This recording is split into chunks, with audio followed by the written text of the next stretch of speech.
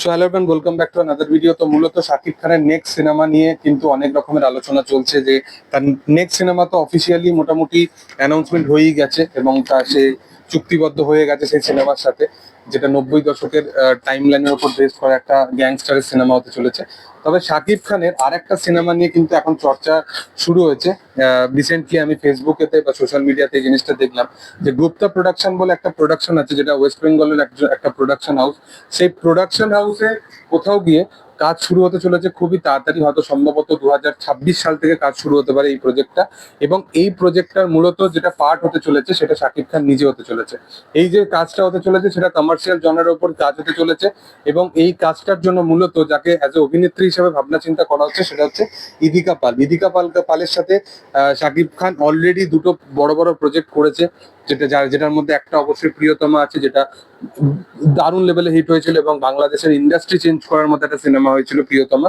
এবং তারপরে তাণ্ডবের মতো, সরি, বরবাদের মতো একটা সিনেমা করলো, যেখানে মেহেদী হাসান হৃদয় এর মতো একটা দারুণ সদ্য একজন নতুন পরিচালক, এবং সেখানে যেরকম ভরসা দেখিয়েছে মেগাস্টার, এবং এখানে ইদিকার স্পেস এত সুন্দর দেওয়া হয়েছিল এবং ইদিকা যেভাবে কাজ করেছিল। তো ইদিকা পাল এবং শাকিব খানের জুটিকে মানুষ বারংবার পছন্দ করে এসছে আগাগোড়াই। তো এই জুটিটাকে হয়তো আরেকবার আমরা বড় স্ক্রিনে বা বড় পর্দায় আরেকবারের মতো আমরা দেখতে পেতে চলেছি।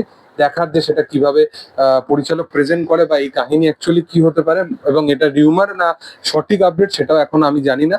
বাট এই আপডেটটা কিন্তু অলরেডি উঠে এসছে যে গুপ্তা প্রোডাকশন হাউস বলে একটা প্রোডাকশন হাউস আছে ওয়েস্ট বেঙ্গলের, যেটা কলকাতাতে যে সিনেমার পুরোপুরি শুট হবে এবং যৌথ প্রযোজনে এই কাজটা আসতে চলেছে।